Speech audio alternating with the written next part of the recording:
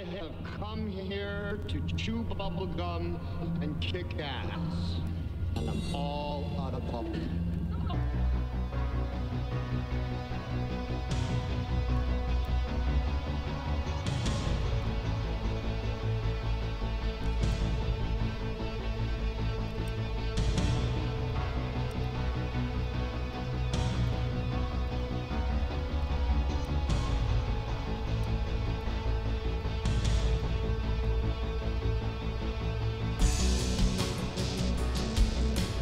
It's Thursday night. It's August 30th, the year of our Lord, 2018.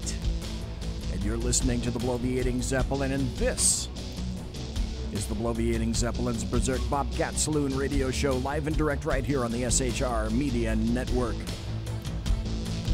Ladies and gentlemen, boys and girls, children of all ages, welcome to the Bloviating Zeppelin's Berserk Bobcat Saloon radio show. Belly up to the bar. We've kept your seat. There's a bunch of them right over there, and it's great to see you back. Blaine is going to be your bartender tonight. He pours with the best of them, and of course, the lava lamp is lighted, and it's been lighted for the past 24 hours to my left, to your right, meaning that if you want to watch the show, you can watch it on Facebook Live, on the SHR Media Facebook Live. You can watch it on YouTube, on the SHR Media YouTube channel. You can watch it on Periscope, on the SHR Media Periscope page.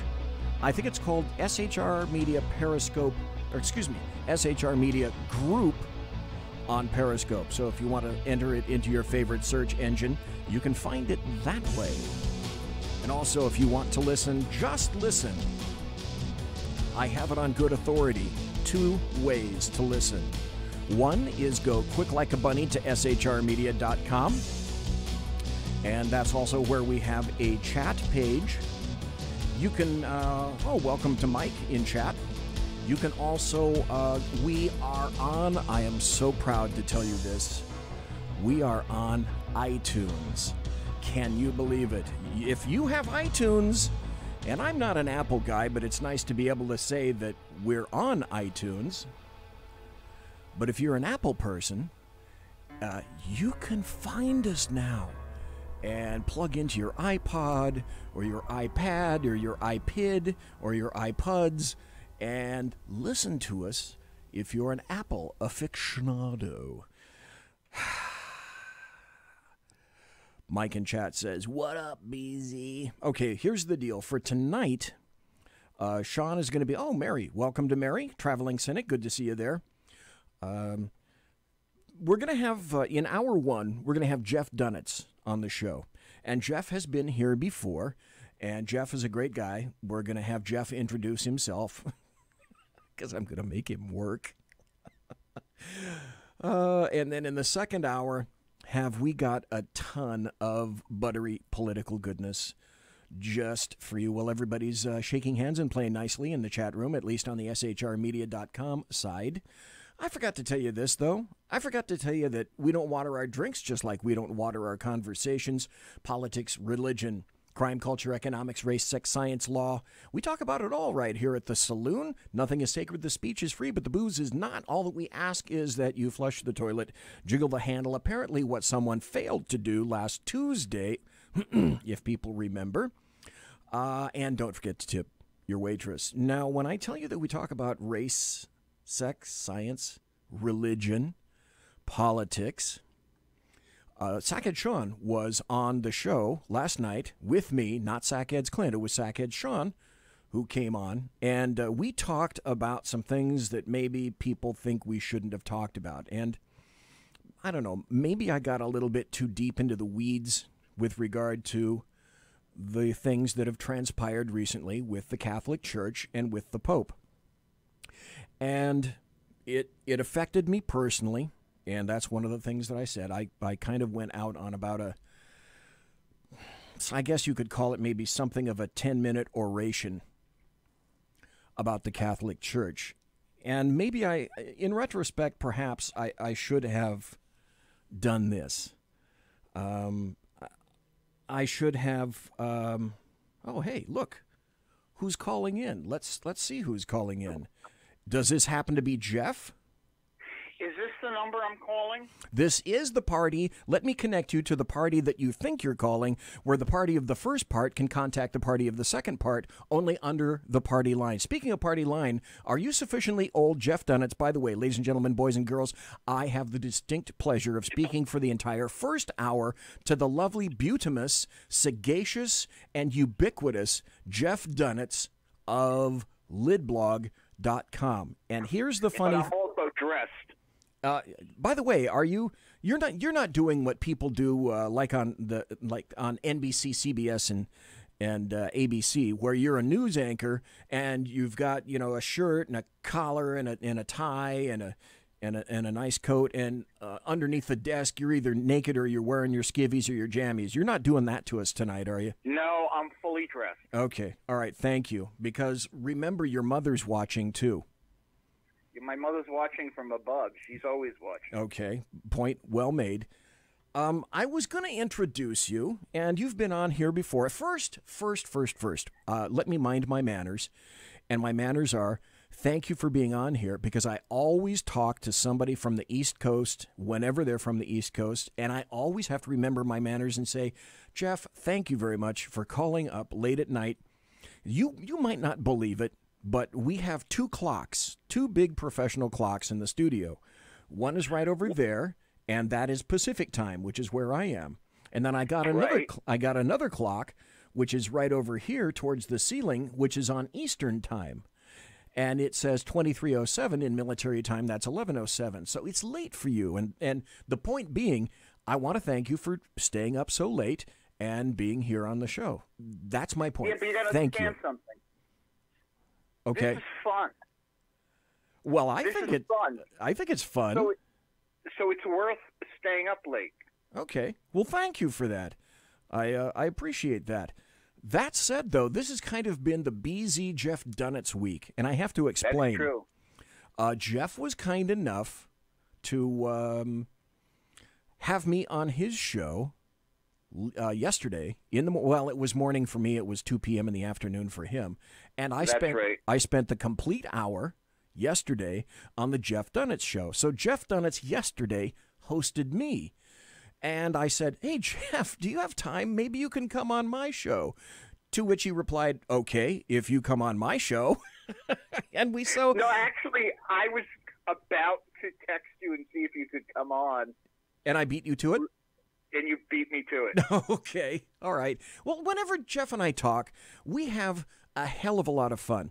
But again, I must mind my manners, and that's this. For people, maybe all half of you, who don't know who Jeff Dunetz is, Jeff, can you tell people where you can be found and read on social media and also your blog? Lidblog.com, which is my website where I post 3 to 4 times a day. I am at Yid with Lid on Twitter. And I don't know what my address really is on Facebook. But if you look up Jeff Dunetz, it'll pop up. Funny thing is, I have to caution everybody, because if you haven't done it, I've done it for you, Jeff. I looked up on Facebook just to see, because I thought, okay, Jeff Dunetz, there's on Facebook, yeah, I know there's millions of people on Facebook, but how many people are going to be called specifically Jeff Dunetz, D-U-N-E-T-Z, and not Jeff, not Jeffrey or Jeffralingus or Jeffalicious or something like that, but just Jeff Dunetz. I have 3 sites. Well, I found out you're not the only dude named Jeff Dunetz on Facebook, too. Well, I have a cousin who is like this hotsy-totsy high level lawyer. Really? Oh yeah, his name is Jeff Dunetz. I have another cousin whose name is I know there are at least 3 of us.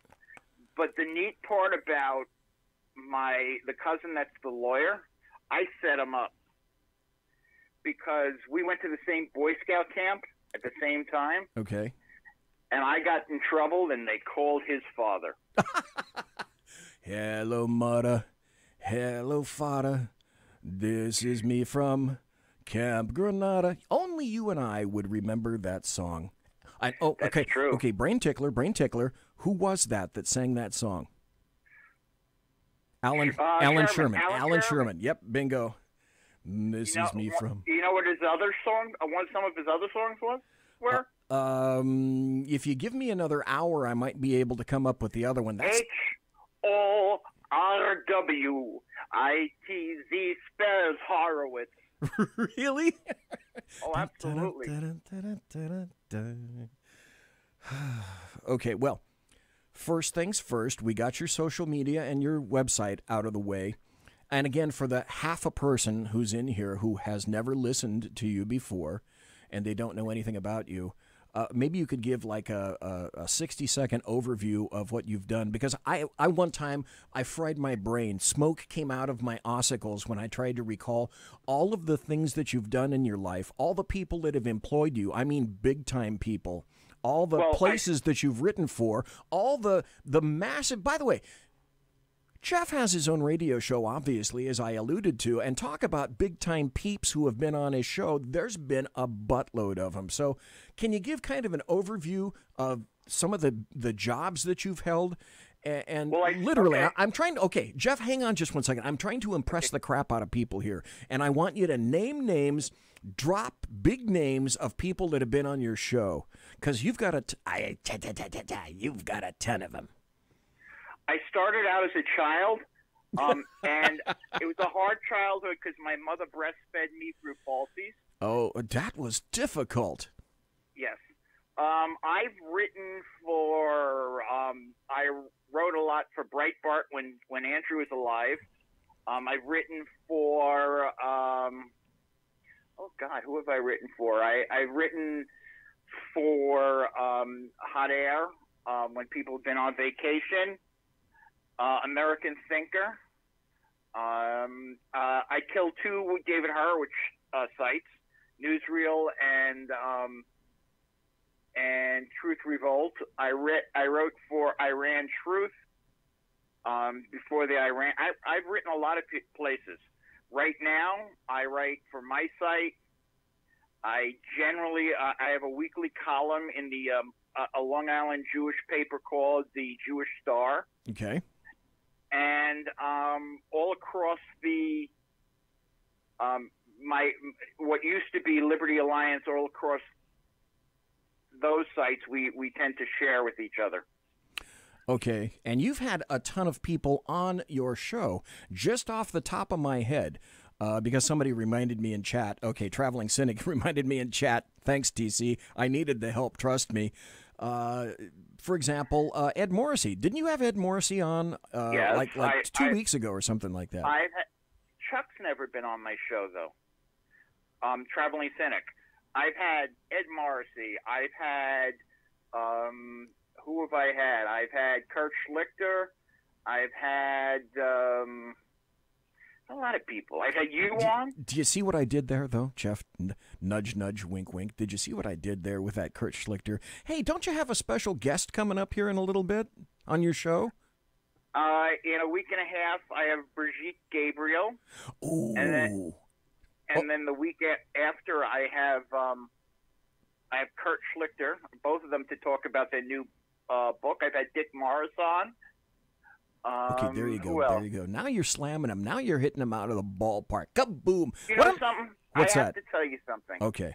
God's honest truth. I mean, and I've had other well-known people, but my favorite ones are when I have the people like you, who I just really like, and I don't have to play the game like I read your book, because I actually do read their books.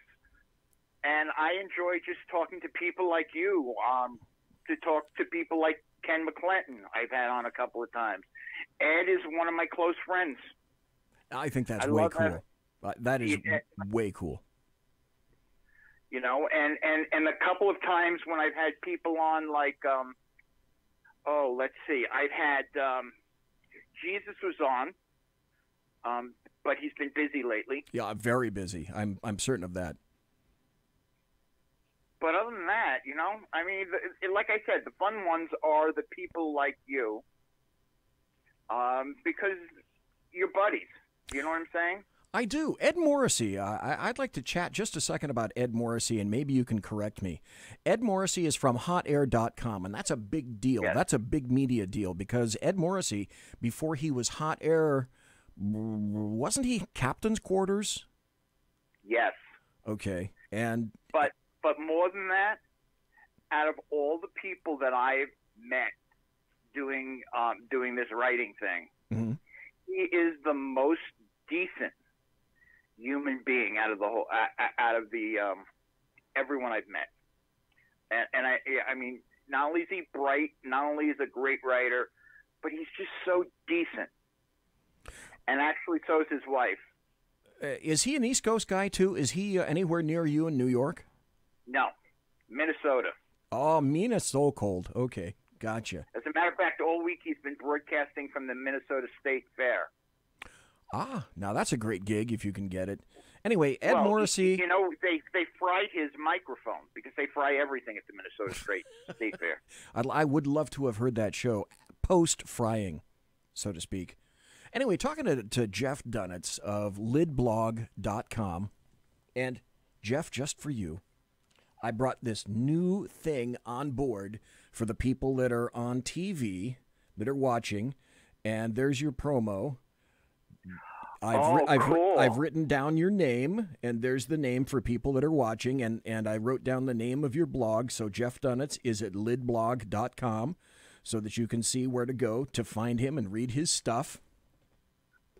Anyway, we were on yesterday, and we chatted about a ton of stuff, but there was even more stuff to talk about, plus another breaking story which comes out of New York. And if I could, I'd kind of like to start with that. And I don't even know Sure. if you're aware of this. You probably are because you know darn near everything. You mean like the price to buy Cuomo? Here's one from Capital and Maine, which is a website I have never heard of before. But it says Cuomo received $25,000 from Weinstein's lawyer's firm as he suspended the probe. Yep. And the subheader is New York Governor Andrew Cuomo halted an investigation into the Manhattan DA's handling of the Harvey Weinstein case just as the law firm representing the Hollywood producer, wait for it, gave Cuomo's campaign $25,000. Now, if I had a producer, what you would have heard is just as he gave him $25,000. But I don't have a producer, so that's not what you heard. Anyway, the story goes like this. Last year, a political firestorm erupted when journalists revealed that Hollywood producer Harvey Weinstein, you know, the guy that basically started the Me Too movement, his lawyer, Right. David Bowles, B-O-L-E-S, gave $10,000 to Manhattan District Attorney Cyrus Vance Jr. in the months after Vance declined to prosecute the movie producer on sexual assault charges. Folks, can you say, pay to play, and I knew you could. One hand washes the back of the other. Now, less than a year later, New York Governor Andrew Cuomo has halted an investigation. And it just gets better. It just gets better. Less than a year later, New York Governor Andrew Cuomo has halted an investigation into the handling of the Weinstein case, just as Bowles' law firm gave Cuomo's campaign, amazingly, how does this happen? $25,000, according to state records reviewed by Capital and Maine and Sludge. Whoever the hell Sludge is. Well, let me give that story a bit more credence. Thank you. That's why you're on the show tonight. I knew you could do that. Their source was and it's an old source, but is the International Business Times. Oh, okay. All right. Which is a better source than Sludge. Okay. I didn't find it there. I just had to go with what came across Well, my brain what as I a group. did was I clicked on some of the links. No. Right, Hey, like- no, I said this once before. Clink works because what that means, that's a contraction for clicking on a link. You clinked. Well. For those of you who really think that, and I call him the God Cuomo, because he's the Godfather of New York, and he makes you an offer that if you refuse, he'll kill you. But anyway, this guy, he appointed a commission to look for funny stuff going on in New York State government. You got to understand something. New York State government is almost as corrupt as the Illinois government. Wow, that's a statement. That is a statement. And they started investigating the governor's office. So he canceled the commission. Oh, of course. Perfect. Because we don't want to get too close, Hey, you might actually find shit out. We can't have that now, can we? No, we can't. Jesus. Every day. You can't write this stuff. Well, no, actually I do, but it makes it easier. Okay, you can write this stuff. I can't write. Well, I can write some of this stuff. Yeah, you can write that stuff too. Yeah, I can, yeah. But see, you already know, being in New York, and you're a resident, you already know about all this stuff about Andrew Cuomo. Andrew Cuomo, for example, trying to drive the NRA into the ground. Yes. With lawsuits. Well, it's not even lawsuits. He pressured the bankers not to deal with them. That's right. And he pressured the insurance companies not to deal with them. That's right. Correct me, but isn't that starting to turn around and begin to bite him on the gluteal, though? Not yet. Aren't they? I thought I'd heard something about a lawsuit having been instigated on behalf of the NRA. Yes, but nothing's... I mean, it's been started, but, it's lawsuits, they take a long time. Yeah, that's true. And isn't the lovely Cuomo, isn't he the guy that said, America's not great? Yes, he did. He said America was never great. What can I tell you? He's from New York. Yeah, he is from New York. And your Cuomo... Your Cuomo is about to be kind of like our coming Newsom. California Governor Jerry Brown is, he's kind of on his last legs in terms of mental fecundity.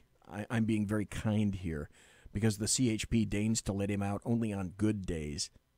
And if you think Is that really true? And if you think I'm kidding, moving right along, the guy that's going to replace him, Gavin Newsom, comes from a long line of very liberal individuals, and as you schooled me yesterday, was once married to Kimberly Guilfoyle. Can you imagine what discussions must have been in that household? Kimberly Guilfoyle is clearly a hottie, and Gavin Newsom, as far as women are concerned, he's a tall, good-looking drink of leftist fill-in-the-blank. But the dinner conversations and the party conversations between the two of them, I just really can't feature those very well. That just kind of is rather amazing. But Gavin Newsom, they were the JFK and Jackie. Oh, that's right. That's how you said yesterday. You said, "Yep, yeah, they're the JFK and the Jackie of it all." That's what you people used to call them. And she is. I mean, she was on Fox. She was on the 5 for quite some time, and now she's left, I believe, to work on the Trump campaign? I left to work on Donald Jr. I mean, to work on the Trump campaign. That's right. I forgot. She's going out now with Donald Jr. Right. And he's fairly recently divorced, is he not? Well, I know he's been separated for a long time. I mean, it's not like he's cheating. Okay. But he's got separated because he was cheating. Oh, well. But not with her. No, she's new. She's new. Right. Let's get into some politics, if we can, right off the bat. And I was thinking about this on the way over to the studio. because this place is an actual studio. I've said it numerous times, and it's not the basement of, somebody's house. It's an actual studio. We're behind a house. We're separate from a house, but I mean, we got our own bathroom and kitchen and a bunch of rooms and stuff like that. Well, at least you got that. I do my show out of a locker. Okay, that's right. And at which terminal, Jeff? Long Island Railroad. Thank you very much. Thank you very much. Folks, you're going to hear all about that very shortly. I checked my email today to see if that came in, and it had not yet. I am so disappointed. I'm so depressed. Well, don't be depressed. There's important things to be depressed about. Yeah, that might not be one of them. But in terms of politics, I was thinking on the way over to the studio here tonight, I was wondering to myself, and I said, Self? And I said, yeah, what? And I said, hey, Self, what do you think about Jeff Sessions? And I said, isn't that interesting? You know what? I don't think he's going to be around much longer. I really don't. So do you have any weighty thoughts about Jeff Sessions and what might be in his future, limited as it may or may not be? Well, you know what Trump said today? No, about Sessions? He said he's not gonna fire him before Election Day. Okay, before November. Okay, well, that's okay. All right, that's perfectly in keeping with the newest thing that I heard is that after the midterms, his connection to the Department of Justice might be a bit tenuous. Well, let's just say that his boss, he doesn't get along with his boss a lot, or his boss doesn't get along with him. Yeah.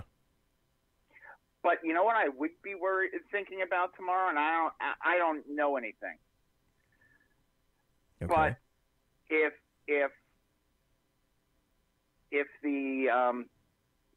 Mueller is going to deliver a report before Election Day, it's got to be tomorrow.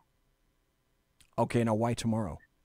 Because after tomorrow, he said that everyone. The rule is that once Labor Day hits, you can't come out with any reports that involve politicians. Oh, because it will be deemed Right. too influential? Yes. Okay, that's interesting. I'm familiar with the concept, but I hadn't thought about that as applied to today, though. You again. Because today is the last day of work before Labor Day. Yep, great point. You make an excellent. See, Jeff, folks, I'm talking to Jeff Dunetz of lidblog.com, and see, Jeff, that's why I have you on the show, because you with your artiste-like insight pointed out the obvious that I should have been aware of, but by God, that's why you're on here tonight. That's because I have a calendar on him in my office, which is right next to the picture of Nelson Rockefeller flipping the bird. Nelson Rockefeller flipping the bird. Perfect. You bet. Well, this question leads into the next one, and I think you're right. And folks in chat, tell me if you think I'm right or wrong. Sessions is gone. He's a lame duck. Yeah, of course. He's out. You're out of here. You're out of here. So. But he can't do it. Actually, he can't do it before the Kavanaugh gets approved. Yeah. Because basically he's been told by the Republican senators, look, we got a lot of things going on. We don't have any time to get you a new attorney general if you get rid of this guy. Let's see if I can find it. There was a Twitter thing on Twitter that I was looking at, and it was a tweet by, here we go. This is how weird and corrupt the Democrats are. This is a tweet from Kamala Harris. And now Kamala Harris has a little bit of history in California. But I'll tell you what, before I go into Kamala Harris, what we're going to do is we're going to take a break, come back in about 4 or 5 minutes. We're going to talk about Kamala Harris. And also, ladies and gentlemen, boys and girls, children of all ages, we are talking to Jeff Dunetz of lidblog.com. And come right back because we're going to continue to talk with Jeff right up to the top of the hour. Don't go nowhere. You're listening to the SHR Media Network. The new show on the SHR Media Network, Sackheads Against Tyranny, on shrmedia.com. Go there quick like a bunny, 11 p.m. Eastern, 8 p.m. Pacific, every Wednesday, live and direct on the SHR Media Network. shrmedia.com. Be there. Human by race, Christian by faith, American by nationality, and conservative by choice. Reverend Ralph J. Chittum Sr. is the right guy on SHR Media from 8:05 to 9 p.m., Monday through Friday. And if on the rare occasion I am ever wrong, I will still always be right. The right guy on SHR Media. When dirty politicians, shadow governments, and deceptive Islam blind the world with fake stream media smoke, their only fear is one man with a cane. I'm Dave Milner. Join me through shrmedia.com, highplainstalkradio.com, and the Western Free Radio Network at Spreaker, YouTube, and iTunes for a different perspective weekly on the Unpleasant Blind Guy. And catch me on Jeff Mitchell's EDL Radio on blogtalkradio.com. There's no surrender ever, because truth is not always pleasant. Hey, this is Michael Wright. And I'm Shannon Wright. Join us for The Right Way with Shannon and Mike, Monday through Thursday from 7 to 9 a.m. right here on SHR Media. Why are they joining us? For fun things like sports, politics. Oh, maybe some news and entertainment? And all kinds of other things. Money and recipes and events, all kinds of stuff. Yeah, so join us Monday through Thursday, 7 to 9 a.m. here on shrmedia.com. Hey, who's going to take Sean's chair? I'll run the buttons if you want. The what? The slider what? thingies. The those what? things. We have those? Yeah, right over there. Where? It's on the board. That damn technology. Fucking technology. I know. What are we going to call it? Call what? The show. What? The show. What show? The new show, Wednesdays. Every Wednesday on shrmedia.com. 11 p.m. Eastern, 8 p.m. Pacific. Sackheads. Against tyranny. There you go. Against tyranny. I like that. Let's do it. You guys are porked. Hello. I'm Tim Hart. I'm the guy BZ hires, due to his shameless contract with the SHR Media Network, to voice his promos. He'd like me to tell you that the Bloviating Zeppelin's Berserk Bobcat Saloon radio show can be found on SHR Media Network, Spreaker, and YouTube every Tuesday and Thursday night at 11 p.m. Eastern and 8 p.m. Pacific, featuring right thinking from a left brain and doing the job the American media maggots won't. You'll find that the speech is free, but the drinks are not. There, in the saloon, just when safety pin manufacturers are running out of metal for the diapers of the leftists, BZ is sending his personal drones of freedom into the wheelhouses and ossicles of lovers of sovereignty and liberty nationally and globally. Broadcasting behind enemy lines in occupied California, BZ swears that no rights were harmed in the making of this promo. It's your business diva here, Melanie Collette. I am inviting you to a front row seat as I discuss some of the most intriguing details of wealth and finance with today's movers and shakers in the world of business. Listen in and discover financial truths on a global, domestic, and household scale. Uncover topics that will impact your wallet today and in the future. Money Talk with Melanie airs Monday through Friday, 5 p.m. East, 2 p.m. West, right here on SHR Media and High Plains Pundit Talk Radio. You can't afford to miss it. Conservative media done right. You're listening to the SHR Media Network. Ladies and gentlemen, boys and girls, children of all ages, you are listening to the Thursday night edition of the Bloviating Zeppelin's Berserk Bobcat Saloon radio show, live and direct from the SHR Media Network studios, the sumptuous and palatial SHR Media studios. You gotta like us and subscribe to us on Twitter at SHR Media Group. We're on Twitter at SHR Media Group. We're on YouTube. You can watch us live on YouTube. And if you do, hey, make sure that you subscribe to us on the YouTube channel. We're on Facebook. Like us and follow us on Facebook. shrmedia.com. It's where you need to be. And it's where Jeff Dunetz is. Every Wednesday night, welcome back, Jeff. Jeff Dunetz is on every Wednesday. He's on at 2 p.m. Eastern and 11 a.m. Pacific. He's got 1 hour of great guests. Well, let's see. The most recent great guest. Yes, sir. 3 bags full. You know I hate criticizing, but I got to criticize. I think the Wednesday night name, I think there should have been a much better name. Instead of the Jeff Dunetz Show? No, the Wednesday night show. Oh, okay. Yeah. Because well, it used to be called the Wednesday Night Show, and then you moved it to the day. So now it's called the Jeff Dunetz Show. No, I'm talking about the show that you do on Wednesday. Oh, the Sackheads Against Tyranny. Yeah.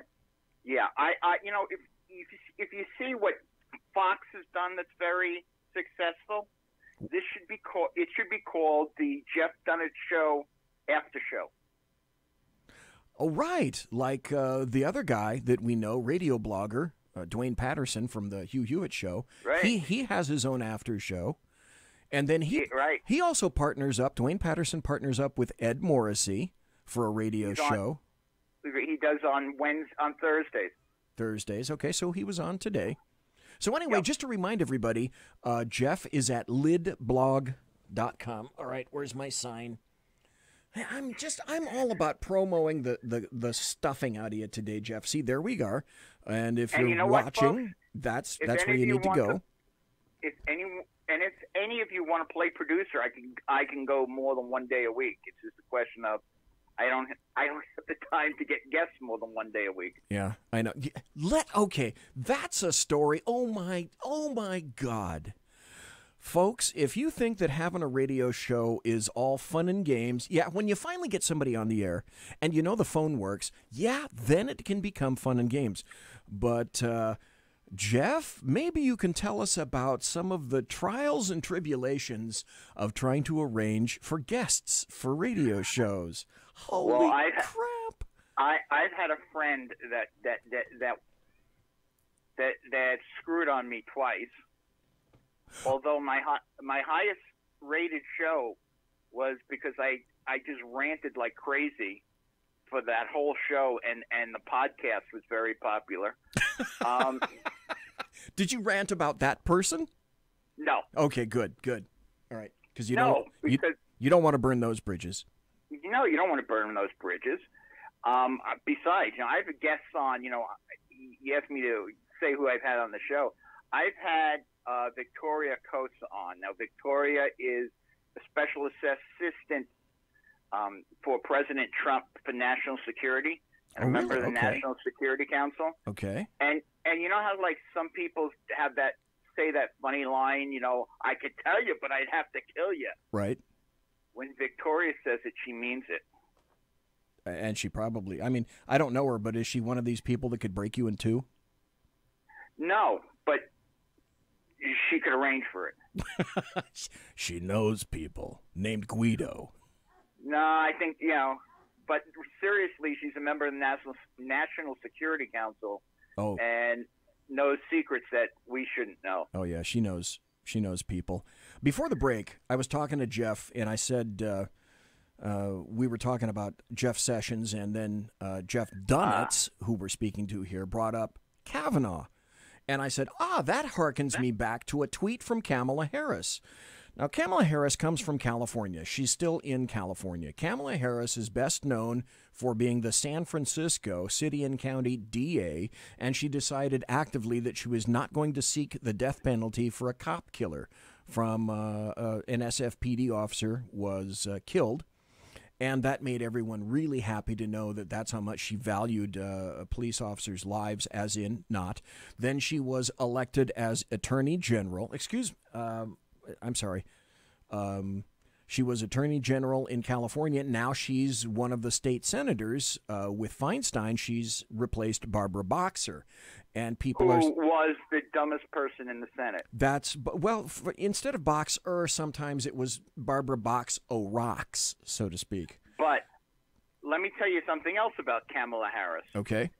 Do you remember the guys who released the videos of Planned Parenthood selling the little parts of babies? Yes, I do. Very effective videos. I wish they'd just continued. Right. Well, Kamala Harris arrested them. Yes, she had them arrested. Yes, she had the Cal DOJ write a warrant for their arrest. Correct. And took some of the videos that we will never get to see. Well, I can't imagine that she would have done that. No. I find that very difficult to believe. Well, you got to realize that who her biggest donor is. No. George Soros? No. Planned Parenthood. Really? Well, yeah, isn't that odd? When I investigated why they were going after these folks, that I learned that. So it might be different for the Senate campaign. I mean, this is for her last Attorney General campaign. Anyway, she put out a tweet with regard to Kavanaugh, and when Jeff mentioned Kavanaugh, I thought, oh, I remember this. Her tweet said, the president, meaning Trump, is an unindicted co-conspirator in federal crimes, and he has nominated someone to the Supreme Court who believes a sitting president should never be indicted.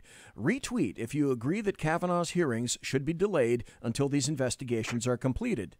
Well, obviously, that serves the LDAM, leftists, Democrats, and the American media maggots, but the only reason to delay the hearings is just to screw with the Republicans, just because they can. And just because she says something doesn't mean it's so. How odd is that? Well, Chucky Schumer said the same thing. Yeah. And it's not because he read her note, because the way he wears his glasses, there's no way he could read. Okay, that's a good point.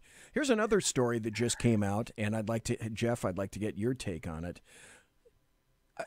Another in a continuing saga, episodic saga of fake news, and how news, besides being fake, is also hypocritical and biased. This just came out from, of all places, the Daily Beast, and it says, sources, NBC threatened Ronan Farrow if he kept reporting on Harvey Weinstein. Now stop for a second, folks. If you don't know, it's author Ronan Farrow who broke the story about the sex assaults involving Harvey Weinstein.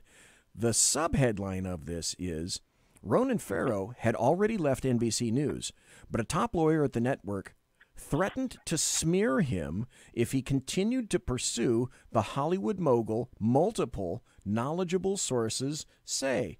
And I know that after I've told you this, you are beside yourself with, oh no, this could never happen.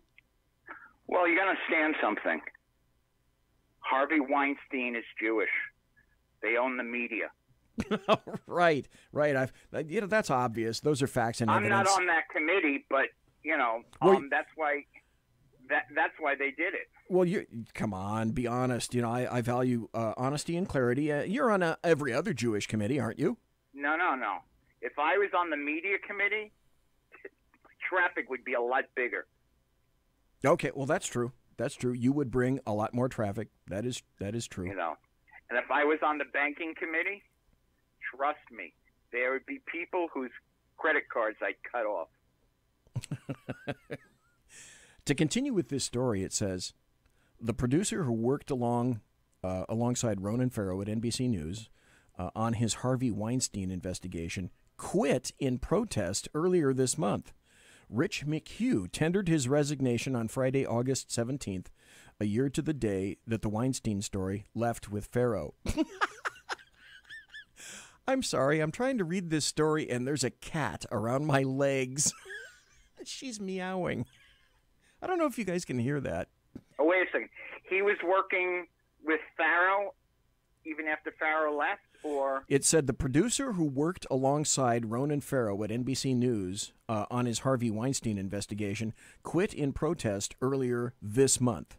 It said Rich McHugh tendered his resignation on Friday, August 17th, a year to the day that the Weinstein story left with Farrow. Since then, Farrow has won a Pulitzer Prize for a series of articles that revealed allegations of sexual harassment and assault, and questions have lingered about why the network gave up on the story that helped launch the Me Too movement.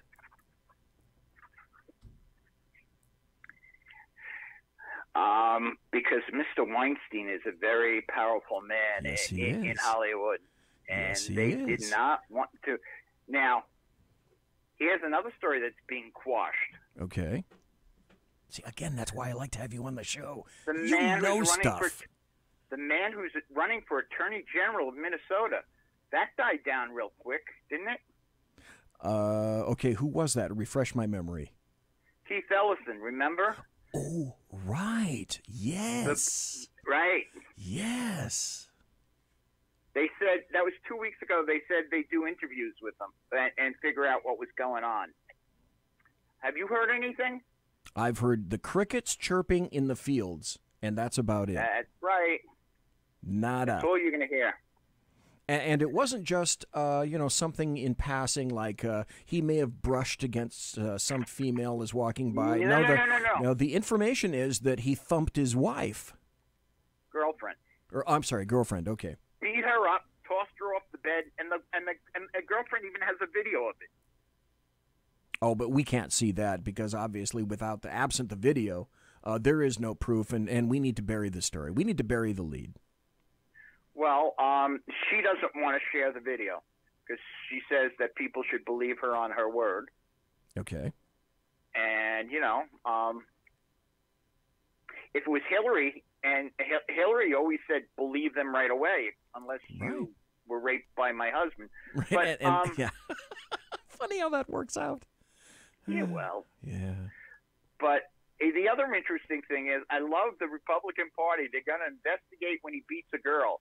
But the guy is a vicious anti-Semite who deals with terrorist groups. Yes, he does. That's nothing. No. Let's see. It was CARE, if I'm not mistaken, and more than CARE. Wasn't it Hamas and or Hezbollah? It was. Or was it Muslim Brotherhood? The Muslim Brotherhood is CARE is the Muslim Brotherhood's organization in the United States. Okay. But Hamas, which is also tied to Hamas, and a couple of other organizations like that. So, look, I guess you can have a anti-Semite as the number 2 guy in the party when the past president was an anti-Semite. I don't know about you. I so wanted Ellison to take DNC chair instead of Perez. I would love to have seen Ellison take DNC chair. Oh, the stories we could have told ad nauseum after that. We got about 12 more minutes before the top of the hour. What's that? I want to be on Outnumbered. Really? Yeah, I want to be on Outnumbered the day they have, what's her name? Harf. Oh, Marie Harf? Okay. Yeah, on. So I could explain to her that she worked for the most anti-Semitic administration since FDR. And wasn't Marie Harf, again, if I'm not mistaken, wasn't she the mouthpiece for the Secretary or the Department of State, if I'm not mistaken? Yes. For Kerry's Follies. Okay, that's right. Kerry's Follies. Speaking of follies, I'd like to go over this story. Sure. Before we go, this is a story that you wrote today, sir, at lidblog.com. You got to go there, quick like a bunny. And the headline you wrote is, California Democratic Party Chair, Political Novice or Greedy Fool. And so I'm thinking, okay, that's an engaging title. And I see you have a photograph of an In-N-Out burger sign with a big X through it. So you started out like this.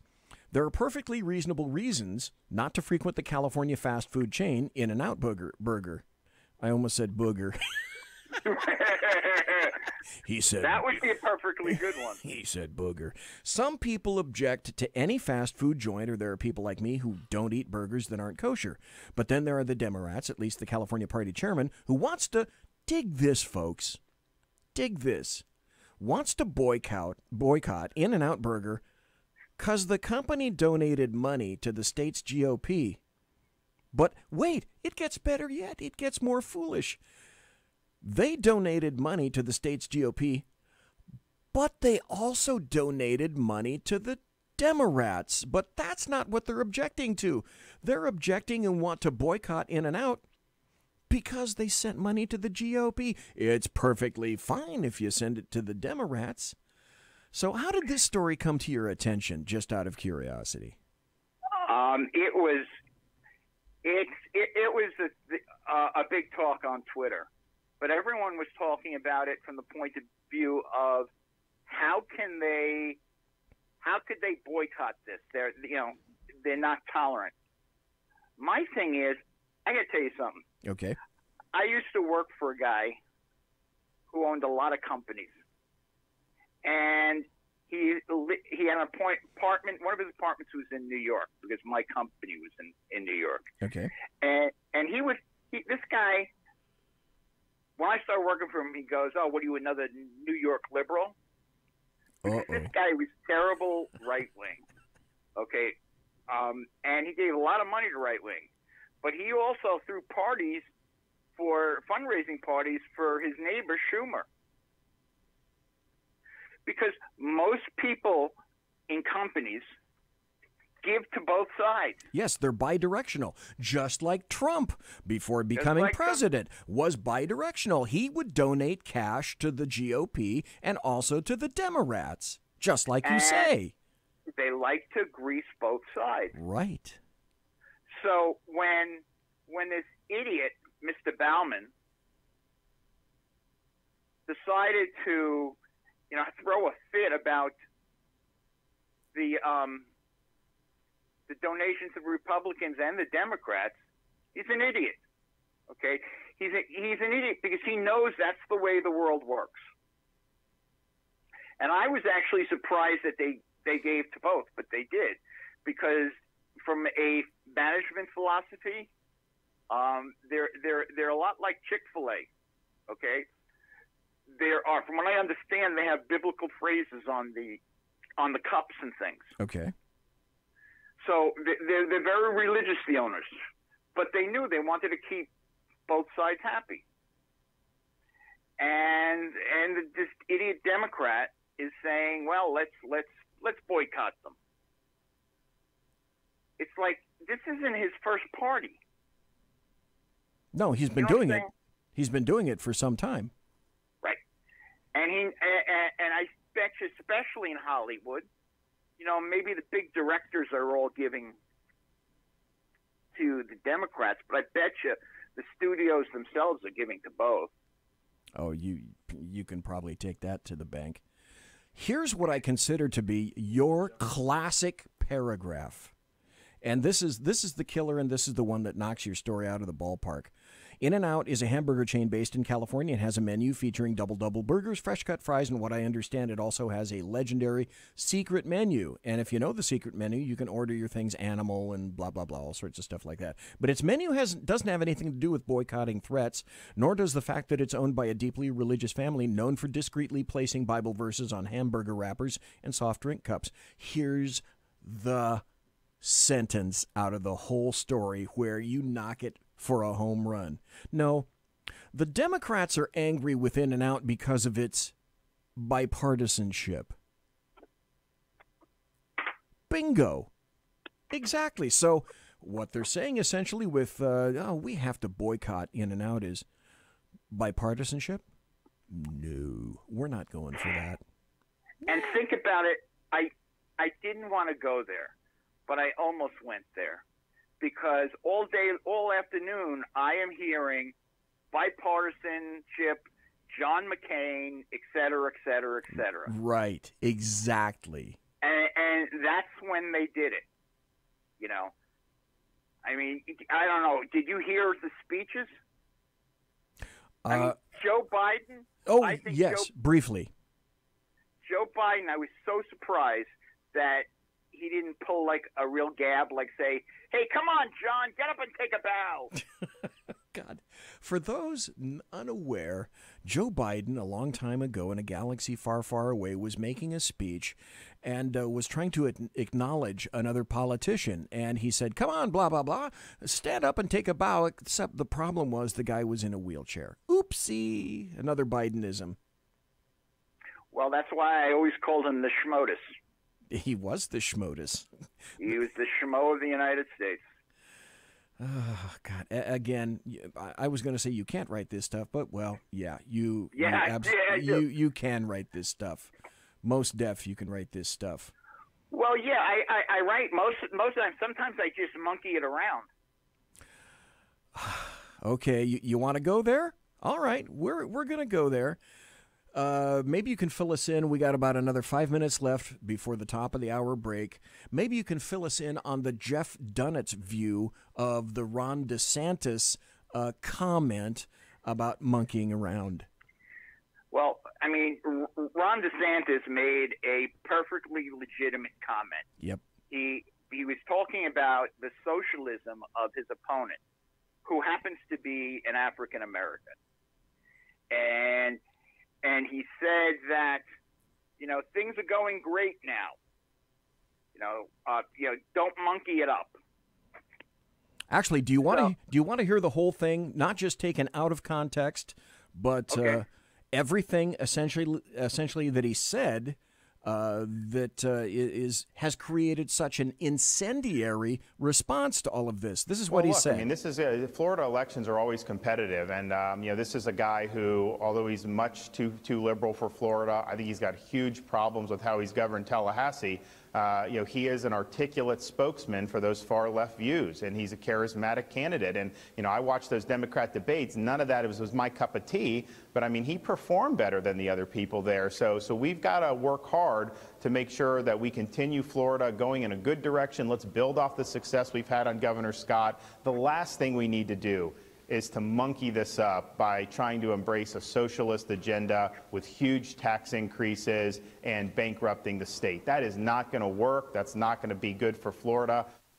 And that's essentially the statement that he made, and it's not just a little snippet. It gives you some before and some after. So, folks, he used Jeff, the term "monkey it up" because he didn't want to say "fuck it up." I wouldn't be surprised. And so what is it with monkey it up that's wrong? Well, I think it goes back to Howard Cosell when he said, I don't remember who the runner was, when he said, "Look at that monkey run." It's a derisive term for black people that racists use. But he wasn't using it. He wasn't using it as a noun. He was using it as a verb. Yes. Well, again, including journalists, it is continuing proof that I really don't believe that they could name parts of speech. They couldn't diagram a sentence to save their lives. Well, my problem is that it just goes on and on with what the Democrats like to do, or what the press likes to do. Every Republican is a racist or a bigot. It is impossible for Democrats to be racist or bigots.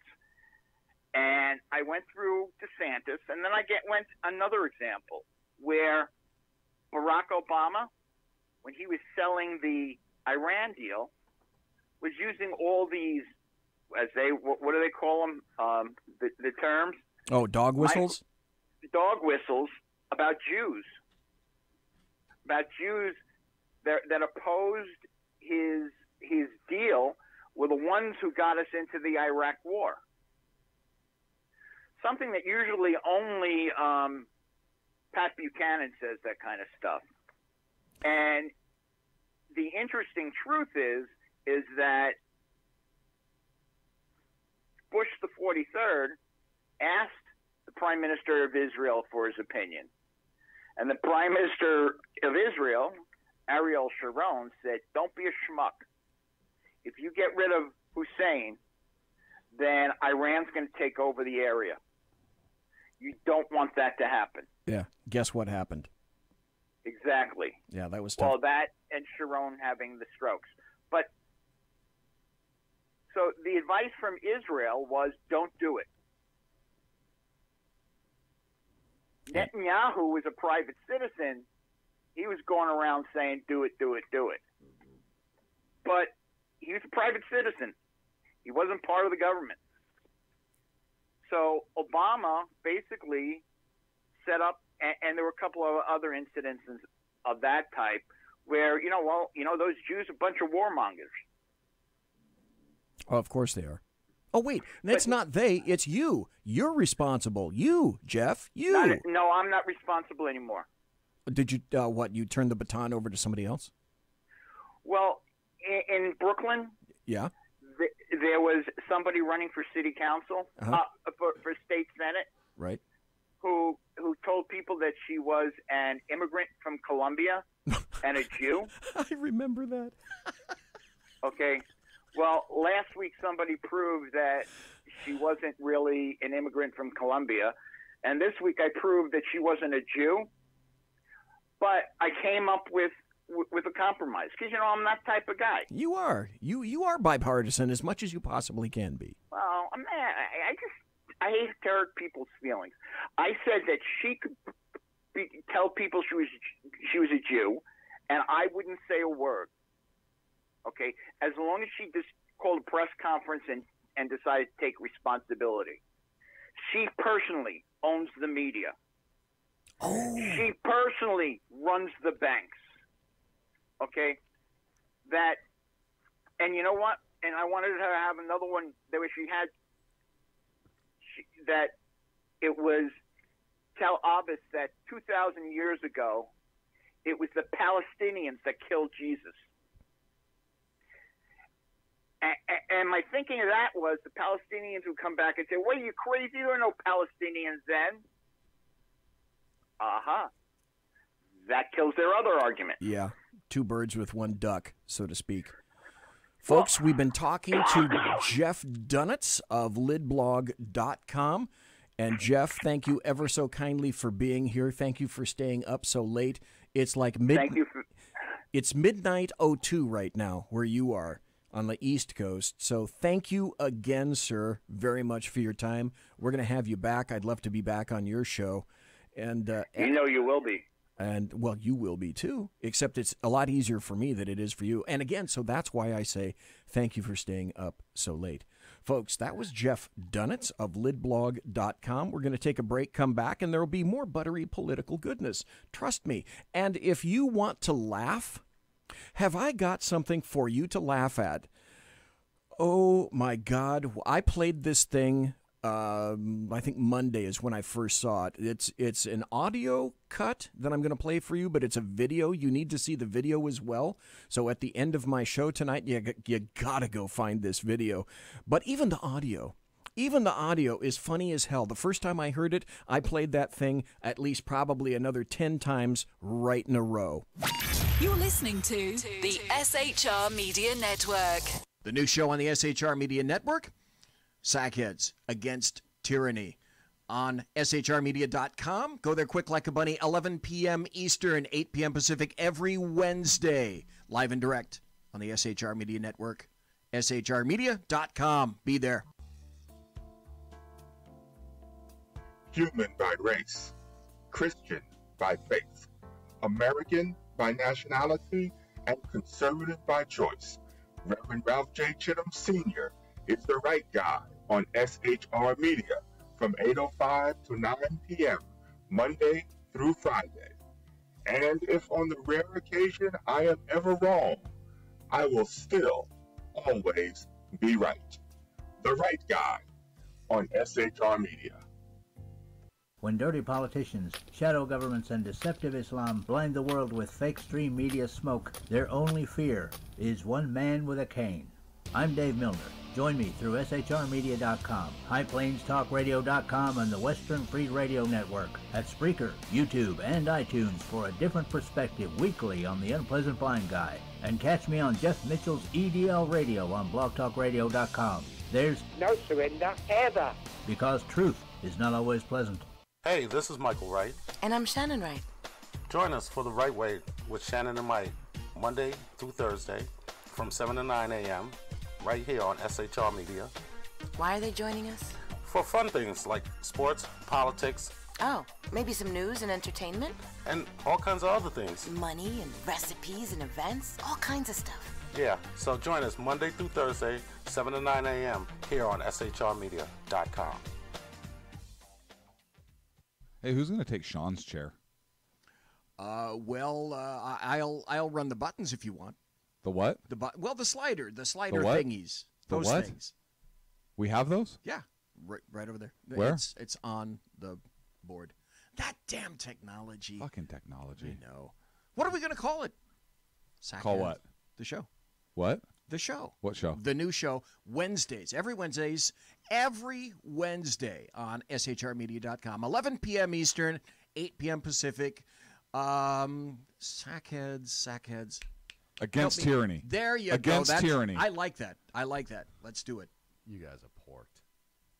Hello, I'm Tim Hart. I'm the guy BZ hires, due to his shameless contract with the SHR Media Network, to voice his promos. He'd like me to tell you that the bloviating Zeppelin's Berserk Bobcat Saloon radio show can be found on SHR Media Network, Spreaker, and YouTube every Tuesday and Thursday night at 11 p.m. Eastern and 8 p.m. Pacific, featuring right thinking from a left brain and doing the job the American media maggots won't. You'll find that the speech is free, but the drinks are not.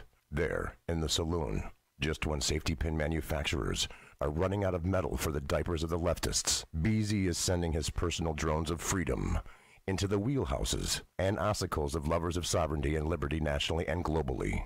Broadcasting behind enemy lines in occupied California, BZ swears that no rights were harmed in the making of this promo. It's your business diva here, Melanie Collette. I am inviting you to a front row seat as I discuss some of the most intriguing details of wealth and finance with today's movers and shakers in the world of business. Listen in and discover financial truths on a global, domestic, and household scale. Uncover topics that will impact your wallet today and in the future. Money Talk with Melanie airs Monday through Friday, 5 p.m. East, 2 p.m. West, right here on SHR Media and High Plains Pundit Talk Radio. You can't afford to miss it. Conservative media done right. You're listening to the SHR Media Network. Ladies and gentlemen, boys and girls, children of all ages, welcome back to the bloviating Zeppelin's Berserk Bobcat Saloon radio show. I am broadcasting live and direct in the sumptuous and palatial SHR Media Network studio. And we are on all sorts of social media these days. You gotta like us and you gotta follow us on Twitter. We are on Twitter at SHR Media Group. All one word, SHR Media Group. We're on YouTube. Tons of people in YouTube right now that are chatting, which is where you could be right now. Go to the SHR Media YouTube channel. Subscribe to our channel. All you got to do is go over to that little button that says subscribe. And then if you like the show, click like.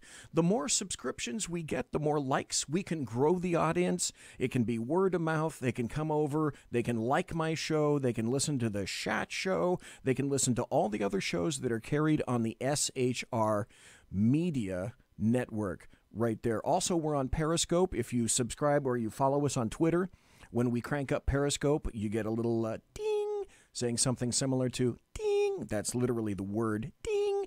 And you can see our Periscope feed going. So like us, click us, follow us on Periscope. We are on iTunes. If you're listening to us on iTunes, go over there quick like a bunny and you can listen to us in the podcast. You can listen to us later. Like any and all of the podcasts. If you listen to us on Spreaker, make sure you click that little like button. Boom! You like us, you love us, you want more of us. Did I just say that? I think I did. No. I know what we're going to do. Because, I need to link all this stuff together. I'm sorry. For the first hour, we usually, after a guest, we usually start with this. And why should the second hour here now be any different, right? It's time for happy stories and good times. Here's a happy story. This, oddly enough, is right out of CNBC. It says, U.S. economy logs best performance in nearly 4 years. How does that, John Trump, how does he get to be such a bigot, a racist, a homophobe, and he tanks the economy at the same time? Wait a minute, did I say that it was some of the best the economy has been in 4 years? And wait a minute, did that mean that I just had a producer who hit the major suspense? Dun, dun, dun. Anyway, from CNBC.com, U.S. economic growth was a bit stronger than initially thought in the second quarter. It was the economy's best performance in nearly 4 years. Businesses boosted spending on software and imports declined. You know what? I'd put that up into a happy story category, wouldn't you?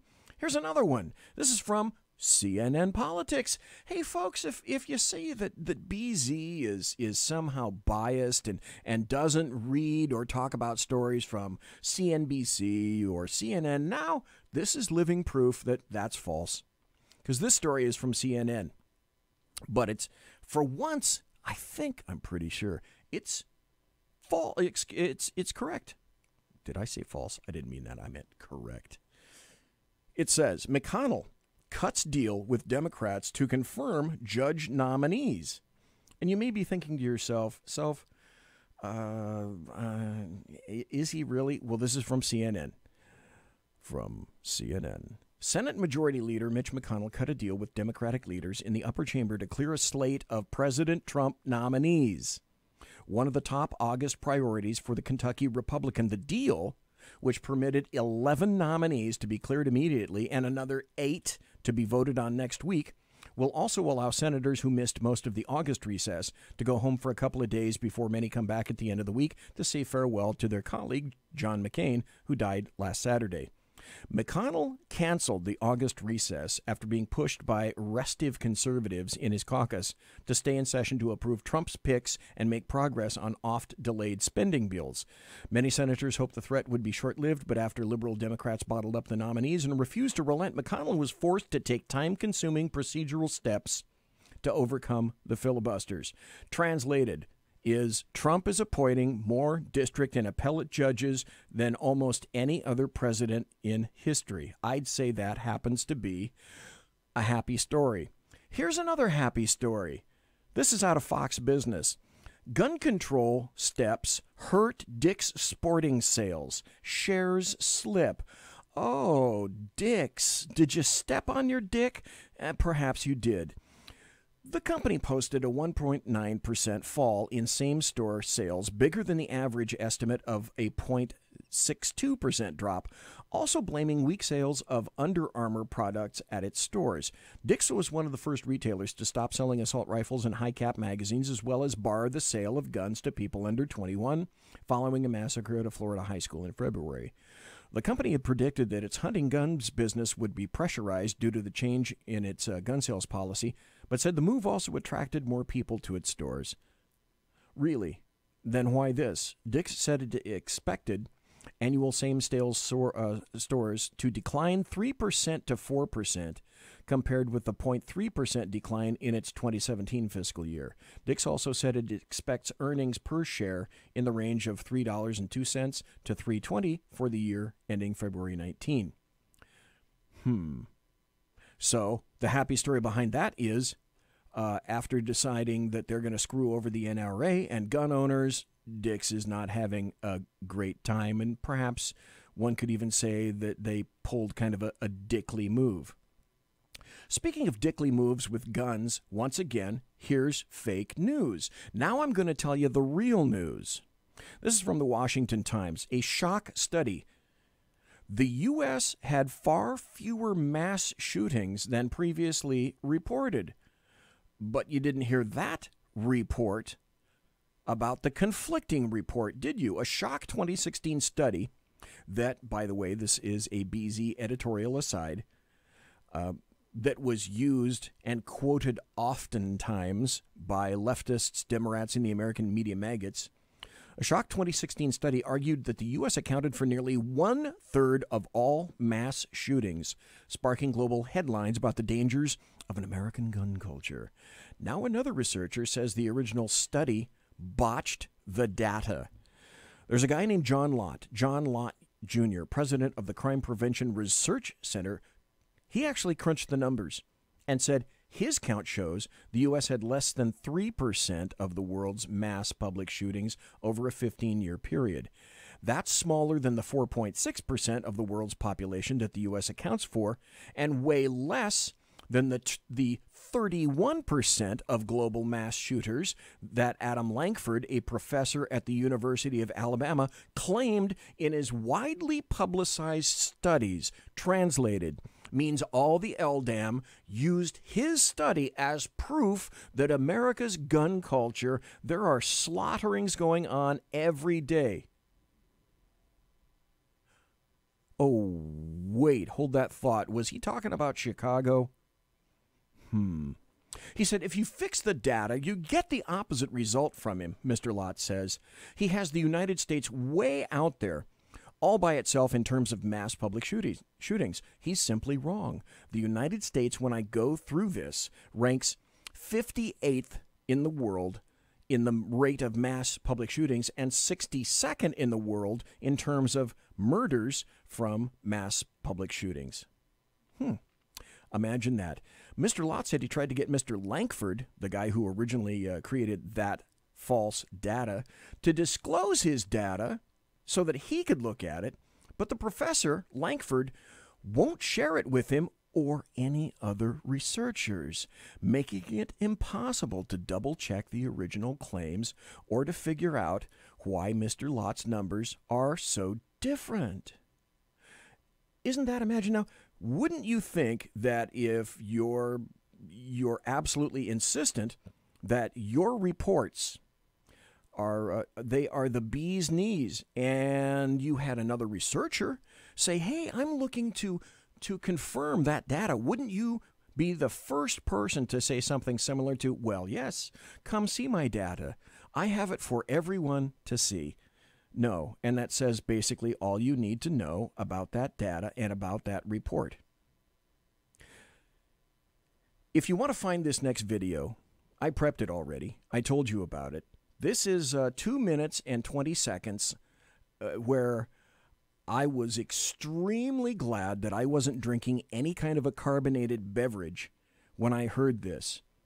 But after you hear it, you're going to want to hear it again. So you can go onto Twitter, you can go onto YouTube, or any place else on the internet and simply say something like Sarah Huckabee Sanders press briefing video.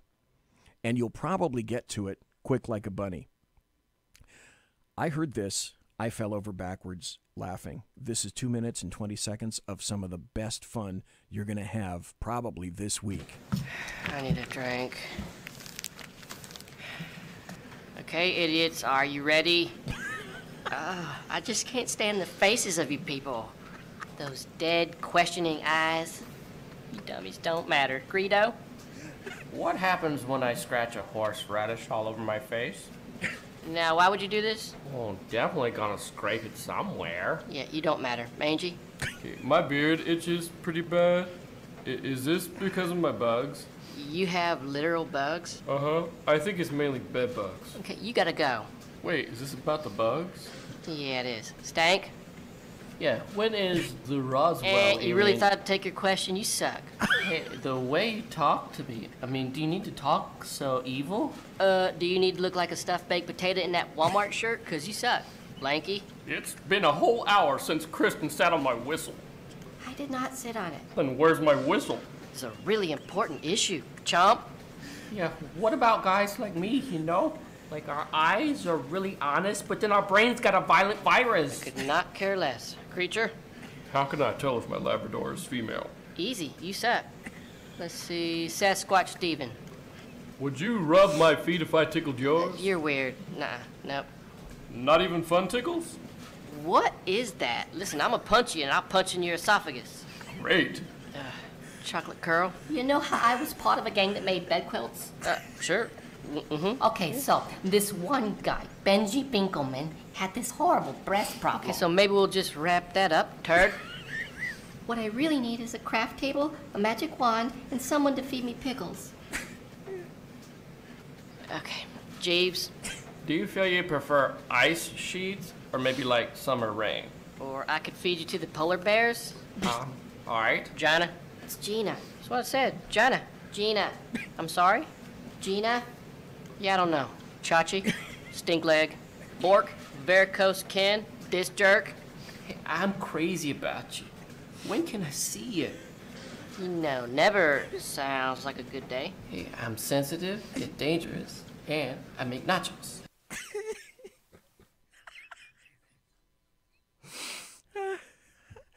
That's about the 25th time I've played that. And what it is, it's a press briefing that they've overdubbed the lip syncing of these people talking, which is why the audio is funny enough, But when you actually see these reporters, they look like they're saying exactly what you're hearing. This is one of the best assembled videos that I've seen in quite some time. Oh my God, I could play that again right now and I would laugh every bit as much. And I don't know, if you need humor as much as I need humor these days, oh boy, okay. Also, while I was in the Twitter world, I came across this video.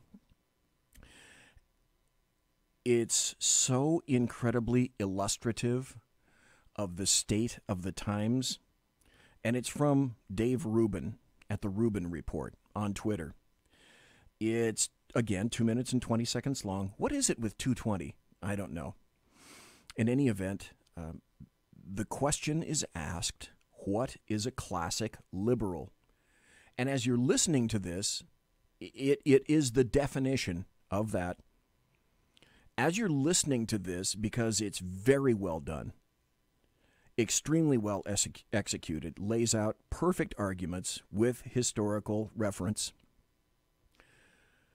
This is yesterday, this isn't now. And then it asks, are you a classic liberal? Now listen to this, and you're going to have to, I'd like to, when you hear this finally, and it concludes, I want you to ask yourself, are you a classic liberal? What is a classical liberal? It sounds like someone who's a liberal, but perhaps a bit fancier, maybe sporting a top hat, a twirly mustache, and a monocle. Tea time! While that might be true in some specific cases, there's a lot more to it than that, and I bet I can convince you that there's a little classical liberal in you too in about 2 minutes. Me? Classical liberalism is the idea that individual freedom and limited government are the best way for humans to form a free society. Individual freedom and less government. The classical liberal tradition was born from great thinkers such as John Locke, Adam Smith, John Stuart Mill, and Thomas Jefferson. While they all tinkered in their own way with the ideas of classical liberalism, the core belief that the individual should always be considered above the group always remained constant. Thomas Jefferson even threw in the pursuit of happiness in the Constitution to drive home the point that your happiness wasn't the government's to give, but rather yours to take.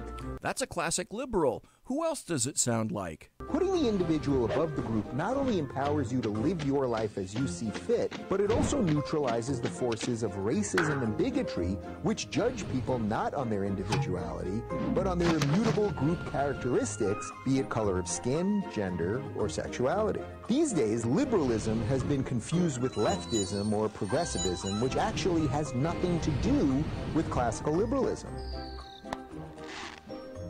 Sadly, the left is no longer liberal at all, for it has traded in individualism for collectivism, thus placing us in an oppression Olympics where victimhood is virtue. This postmodernism, this cultural Marxism, or whatever you want to call it, can only destroy, it cannot create. If you buck the trend and dare succeed as a member of one of these supposed oppressed minorities, you must be tossed aside because your success is confirmation of the failure of this worldview. This is what the left is offering, and that's not classically liberal, it's radically illiberal. So it doesn't matter if you're a liberal, a conservative, a libertarian, or an independent. It doesn't matter if you're a Christian or an atheist, a man or a woman, or black or white. What matters is whether you wish to live as a free person in a free society based on your own ideas and actions. I suspect that you do, and if I'm right, there's already a little classical liberal in you right now. So, are you a classical liberal? I'll wager that you very well may be. This is a very disturbing article that I came across today, of all places and all times. I search all over the internet, and I find unique places that I've never visited before. This is one of them. It's called mm24info.com. The headline was enough just in and of itself to make me sit up and go, WTF. The headline is this: Soros, meaning George Soros, online Trump supporters will be entirely silenced by 2020. So make no mistake, I likewise believe that's the goal. And you can hear Demi in the background, our little studio kitty. Oh, she's back by my legs. Hello, Demi. Good to see you. Billionaire globalist George Soros is planning to eliminate the majority of Trump supporters from social media before the 2020 election, according to a leaked document. The 49-page document outlines plans by Soros to exert his influence via his immense personal wealth to pressure big tech to censor and purge pro-Trump journalists, citizens, and outlets ahead of the next presidential election. And here's the quote. A confidential 49-page memo for defeating Trump by working with the major social media platforms to eliminate, quote, right-wing propaganda and fake news was presented in January 2017 by Media Matters founder David Brock at a retreat in Florida with about 100 donors, the Washington Free Beacon reported at the time. The document obtained by the Free Beacon states that Media Matters and other Soros-funded groups have access to raw data from Facebook, Twitter, and other social media sites so that they can, quote, systematically monitor and analyze this unfiltered data.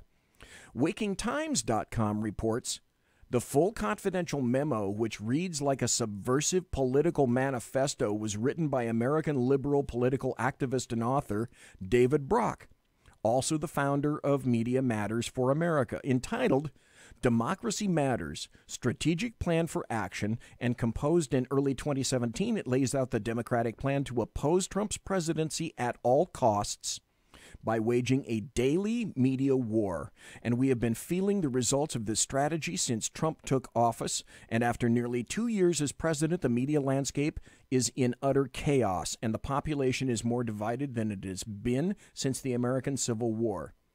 Regarding Soros, by the way, he is a known financier of Media Matters, and he supported that since 2010 in an overt effort to counter news organizations just like Fox News. Soros also has developed the reputation of being the world's leading agitprop bankroller. Media Matters, this is another quote, Media Matters is one of the few groups that attempts to hold Fox News accountable for the false and misleading information they so often broadcast. I am supporting Media Matters in an effort to more widely publicize the challenge Fox News poses to civil and informed discourse in our democracy. That is a George Soros quote. So, make no mistake. The social media platforms are trying to blow up conservatives, as you already know, but again, day by day, week by week, month by month, we're finding more confirmation that this is true. Now, you and I both know it's true because I've been shadow banned. I've had tweets from people coming to me. I've also had emails. bz@shrmedia.com, bz@shrmedia.com. Reduce the number of F and S words if you decide to send me some mail. I've been shadow banned. People have sent me emails saying, you know, I can't see your stuff, dude. And I used to get your stuff. Now I don't get your stuff. And the only way I can see your stuff is if I go to your timeline. People occasionally, the last person that said that was about almost 2 months ago, saying I can't see what it is that you're putting out on Twitter. Most of my stuff is on Twitter. Some of my stuff is on Facebook. I'm much more active on Twitter. So my shadow ban, it comes and goes. What kind of a threat, though? Ask yourself this. The little ugly, fat, elderly, balding, beardly fuzzball, me, I have 3,630 followers. And that's it. Okay, I've made about 29 to 30,000 tweets. But that's how many followers I have. So I can't be accused of rampaging following. Basically, I only follow the people that I like and or want to read. So I'm not out to just get an arseload of followers. But you have to ask yourself, what kind of a threat am I? I don't have poop for followers. I mean, the followers I have, they're great. You can follow me. By God, I want you to follow me. Here's my Twitter handle. Follow me, pretty please, @BZEP, BZEP. Really easy to remember. Follow the hell out of me. Send more people my way so that they can follow me as well. And in the next week, I may get 7 or 8 more followers. So I'm knocking them dead at Twitter. So why is it that Twitter feels it incumbent to shadow ban me? I'm just a fat little fuzzball with an occasional radio show. But you have to ask yourself a very sensible question. Why would someone go out of their way to try to make sure that I can't get my messages across on Twitter, which is a social platform? Is it because I'm effective? Well, how effective am I if I've only got 3,600 followers? Is there something in between? Or somehow, am I more effective than Twitter wants me to know? You're listening to the SHR Media Network. The new show on the SHR Media Network, Sackheads Against Tyranny, on shrmedia.com. Go there quick like a bunny, 11 p.m. Eastern, 8 p.m. Pacific, every Wednesday, live and direct on the SHR Media Network, shrmedia.com. Be there. Human by race, Christian by faith, American by nationality, and conservative by choice. Reverend Ralph J. Chittum Sr. is the right guy on SHR Media from 8:05 to 9 p.m. Monday through Friday. And if on the rare occasion I am ever wrong, I will still always be right. The right guy on SHR Media. When dirty politicians, shadow governments, and deceptive Islam blind the world with fake stream media smoke, their only fear is one man with a cane. I'm Dave Milner.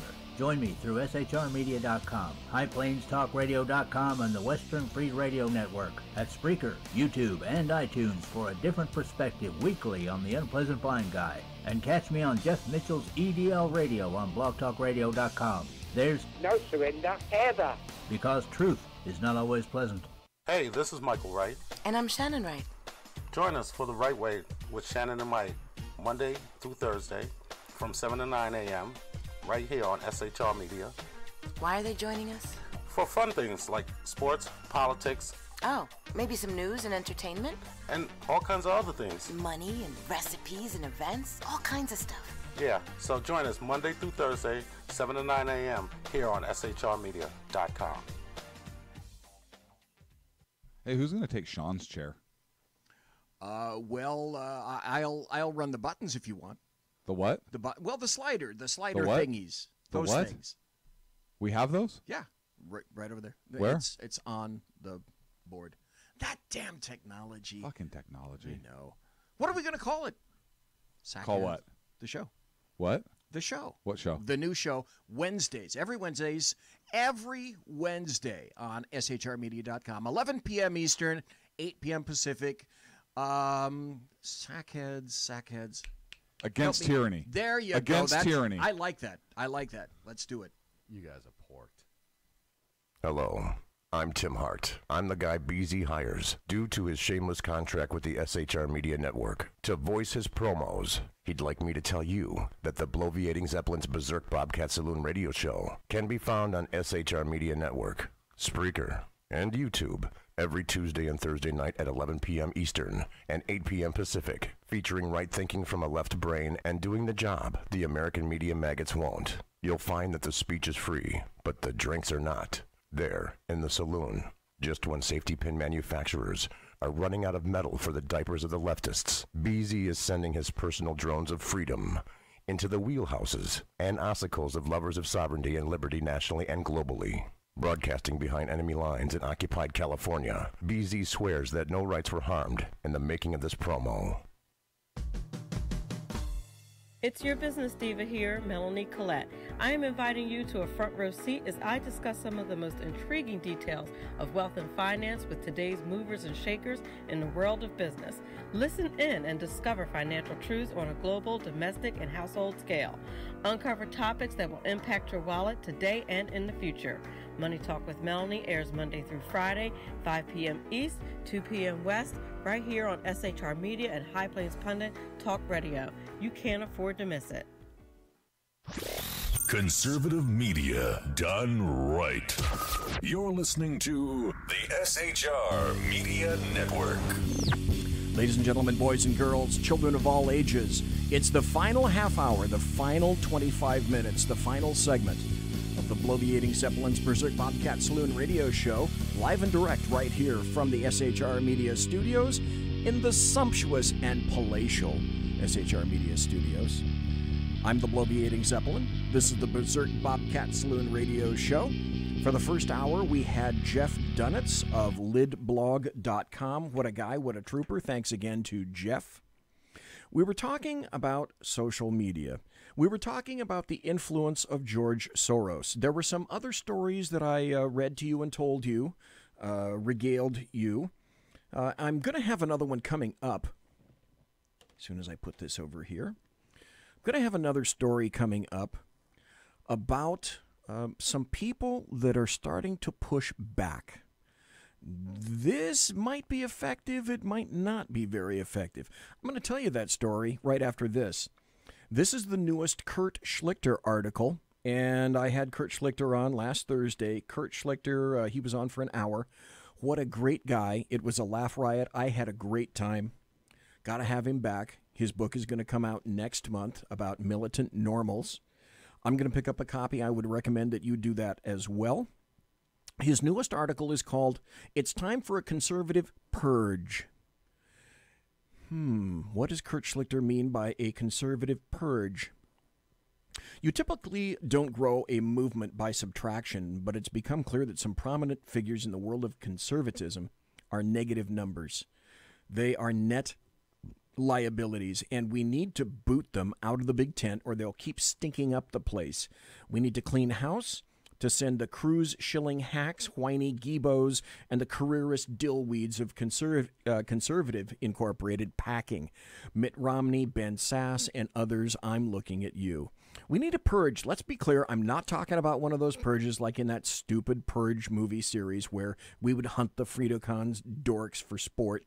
That would be terrible. Most of them are too tubby or too delicate to give us a real challenge, and it would just not be very sporting. We can settle for throwing them out of the party. They can drag their stuff over to their liberal pals' places and crash on their couches for a while.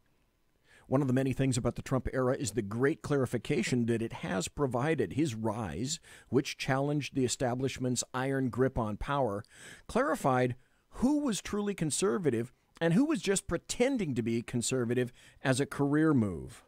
I talk about those hacks in great and vicious detail in my upcoming book, Militant Normals, How Regular Americans Are Rebelling Against the Elite to Reclaim Our Democracy, except I use a lot of swears there. Their incompetence and treachery earned them. Who needs to go? How about the aforementioned Mitt Romney, the preening tattletale who was Evan McMullin before Evan McMullin was Evan McMullin?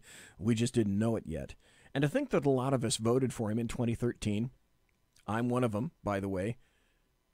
Can you imagine if he won, though? He would have rolled on the climate scam, appointed milquetoast judges, and generally showed his belly to the establishment because he is the establishment. That's where his loyalties lie. Can you just see him after leaving office in 2020 following 8 years of wheel spinning, hanging out with his good friends Bill and George and Barack? Now this loser is running to replace Jeff Flake and Bob Corker, who we drove out of the Senate in shame as the high-pitched voice of the Vichy resistance. Mitt's going to really rub Ben Sass the wrong way because the Nebraska nag wants that gig for himself.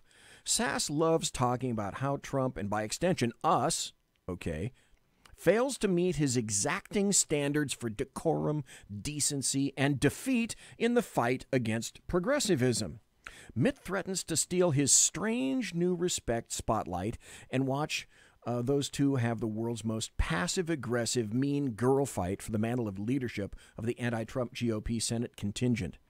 Insufferable sissy Sass, man, that's not easy to say, is everything that is wrong with the Republican Party establishment. He's boring, sanctimonious, and utterly lacking any accomplishment except for distinguishing himself by running his fool mouth about Trump to any enemy outlet that will listen. Sass poses as one of us and even wrote an unreadable book mouthing a conservative critique of our crummy culture.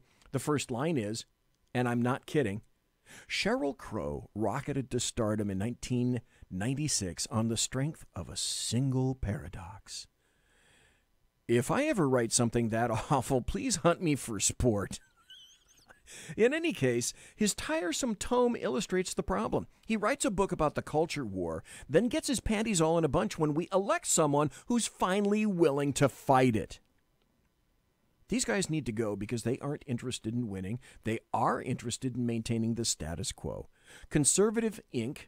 is all about talking and not fighting. After all, if we win the culture war, who needs them to write about it anymore?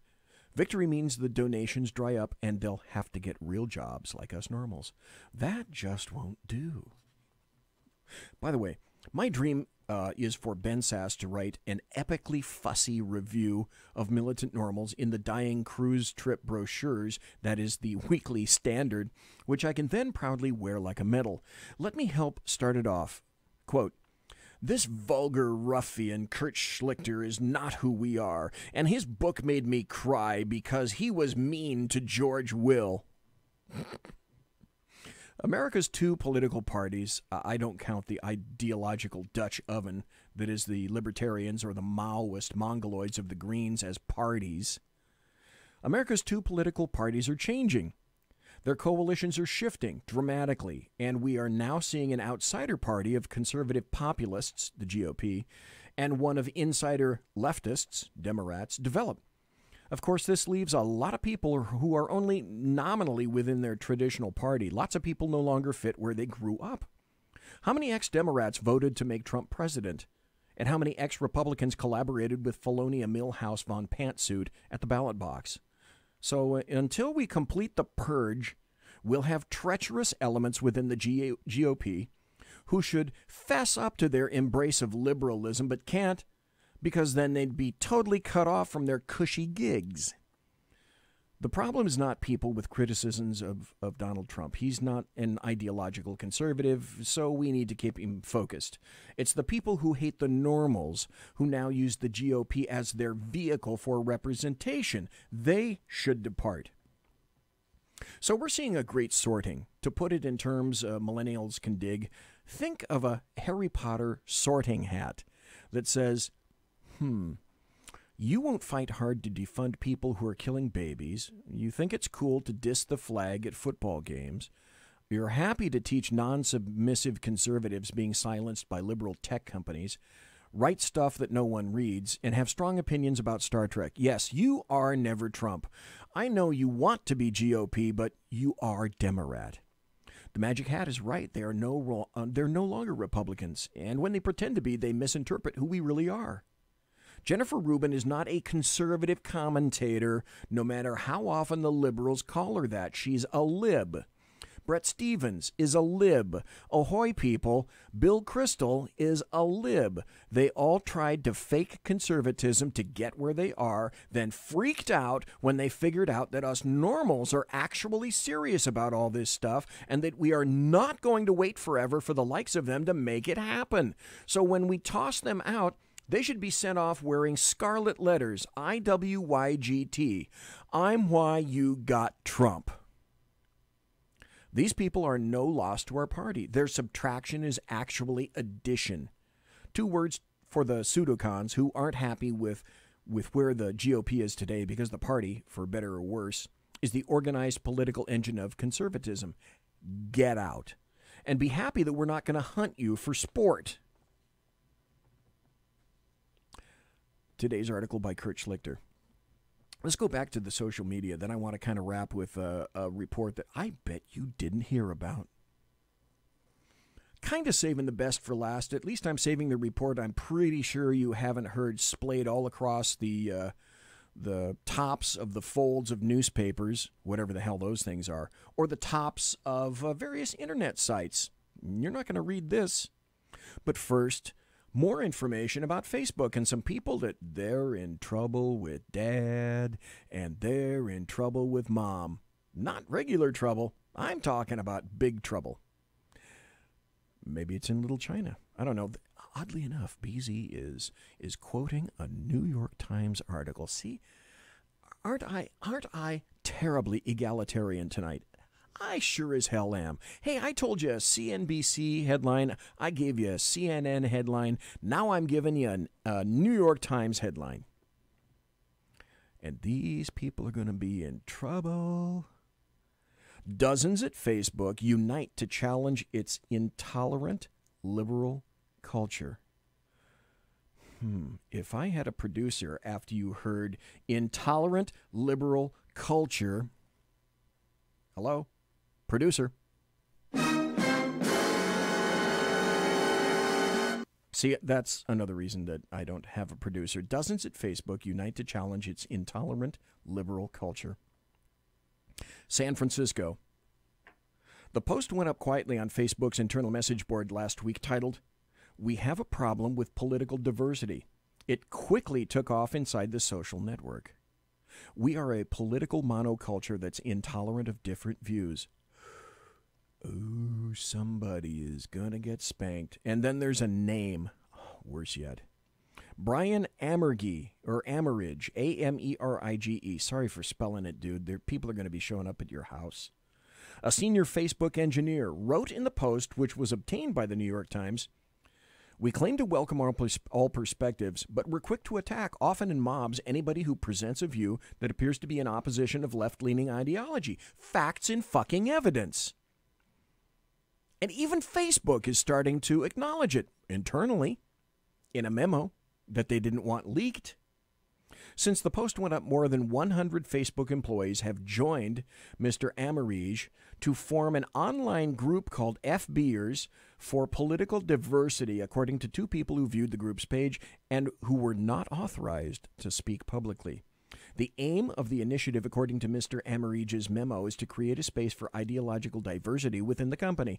The new group is upset. Oh, here we come. Here we come. All the little softies they're gonna cluster about. The new group has upset other Facebook employees who said its online posts were offensive to minorities.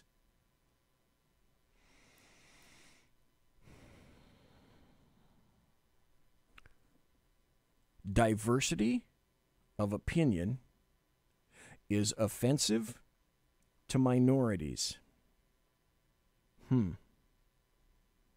A political monoculture that's intolerant of different views, that's the quote, is intolerant of minorities. Really.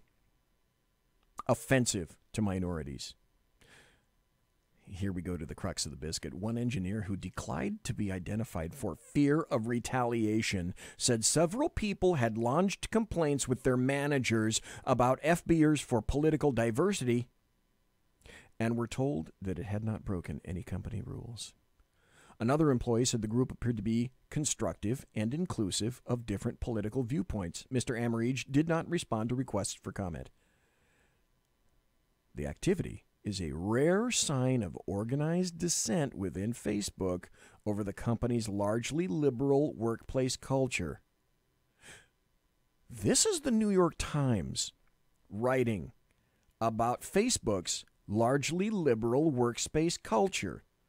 While the new group is just a sliver of Facebook's workforce of more than 25,000, the company's workers have in the past appeared less inclined than their peers at other tech companies to challenge leadership, and most have been loyalists to its chief executive, Mark Zuckerberg.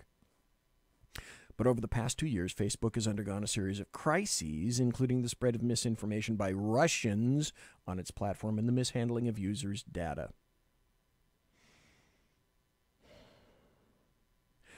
Let me tell you something that you probably already intuitively know, but no one else is going to tell you, and that's this.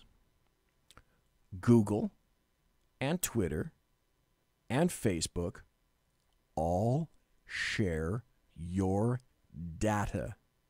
So if you think because you're on one platform that every other social media platform doesn't know everything about you that the initial platform does, you would be sadly, very terribly, mistakenly wrong. Because in social media, what's the axiom? And the axiom is, you're the product.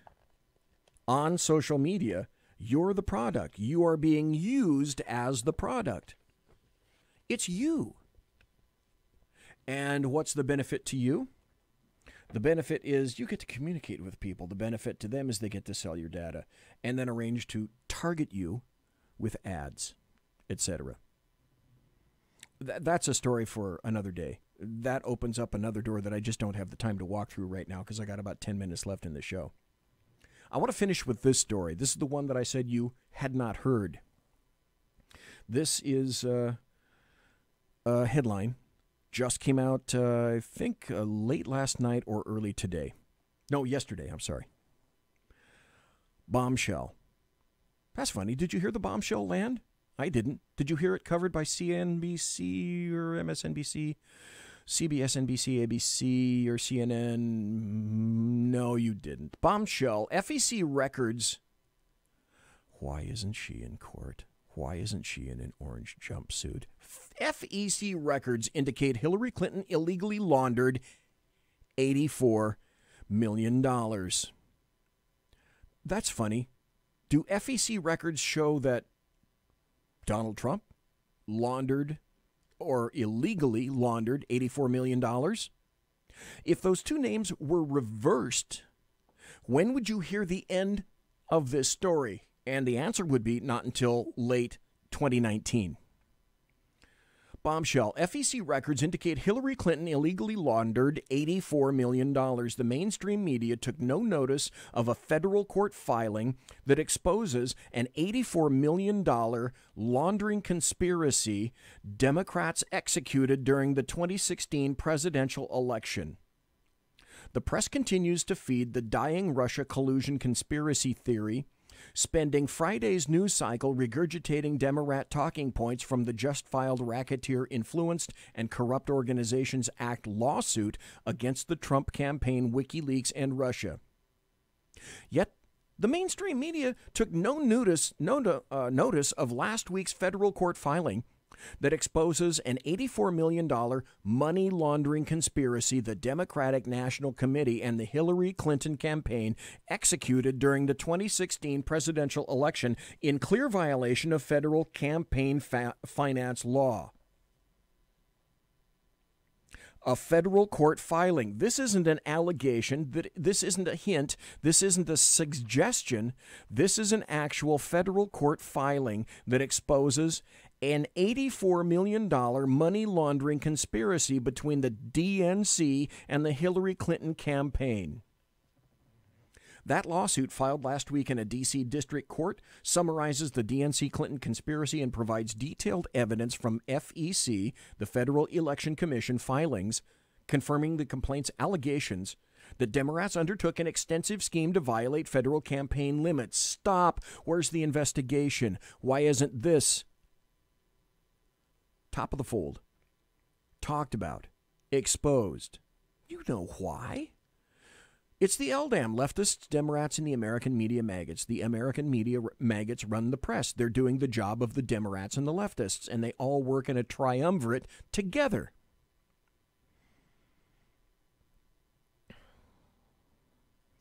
The lawsuit filed last week in a D.C. district court summarizes the DNC Clinton conspiracy and provides detailed evidence. The FEC filings confirming the complaint's allegations that Democrats undertook an extensive scheme to violate federal campaign limits. From bundling to money laundering. This is an important name. Dan Backer, a campaign finance lawyer and attorney of record in the lawsuit, explains the underlying law in an article for Investors Business Daily under federal law. And under federal law, an individual donor can contribute $2,700 to any candidate, $10,000 to any state party committee, and during the 2016 cycle, $33,400 to a national party's main account. These groups can all get together and take a single check from a donor for the sum of those contribution limits. It's legal because the donor cannot exceed the base limit for any one recipient, and state parties can make unlimited transfer to their national parties.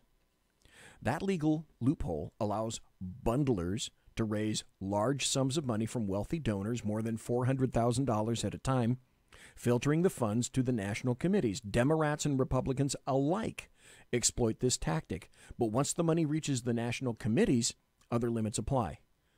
Suspecting the DNC had exceeded those limits, a client of Backer, the Committee to Defend the President, began reviewing FEC filings to determine whether or not excessive coordination between the DNC and Clinton existed.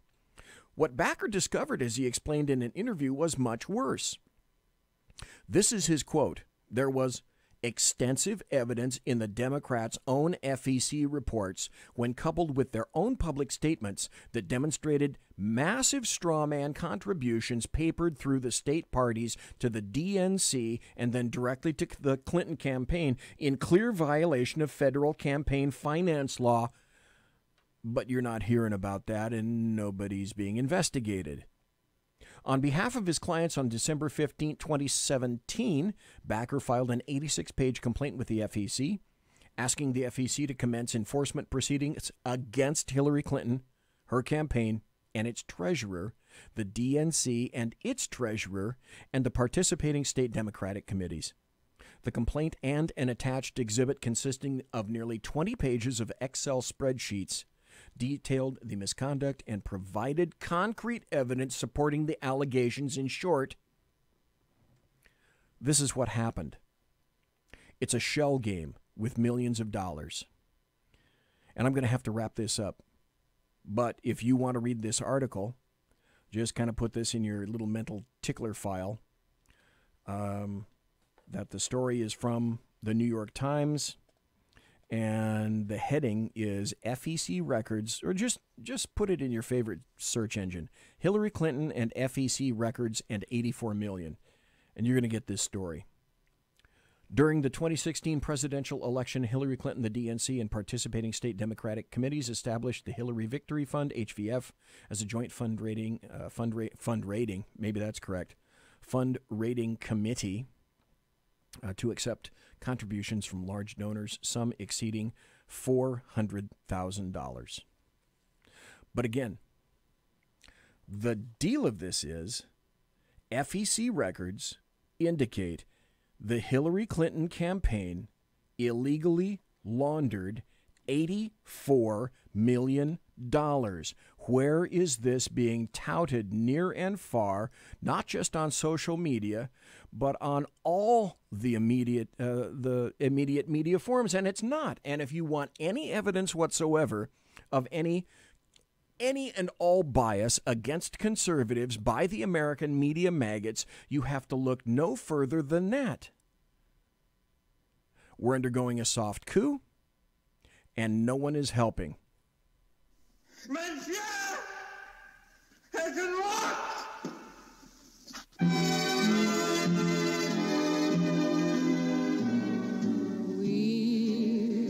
Ladies and gentlemen, boys and girls, children of all ages, thanks for listening to the Bloviating Zeppelin's Berserk, Bobcat, Saloon radio show on the SHR Media Network.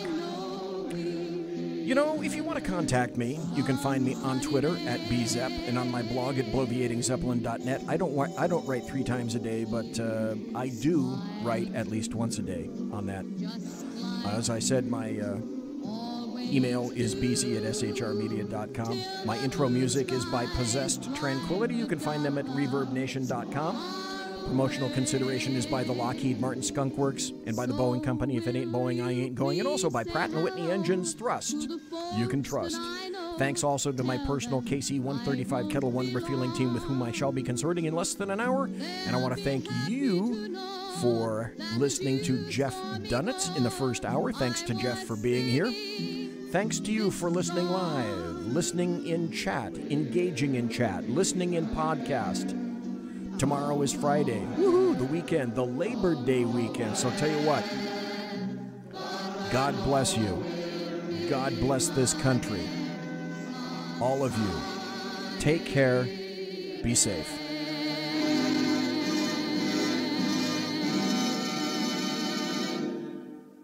Everybody quiet down now and get some sleep. Night, everybody. Good night, Mama. Good night, Ben. Good night, everyone. Good night, Mama. Good night, Daddy. Good night, children. Good night, Daddy. Good night, Elizabeth. Good night, John Boy. Good night, Jim Bob. Good night, Jim Bob. Good night, Jim Bob. What's going on? I was asleep. What's everybody doing? Good night, Jim Bob.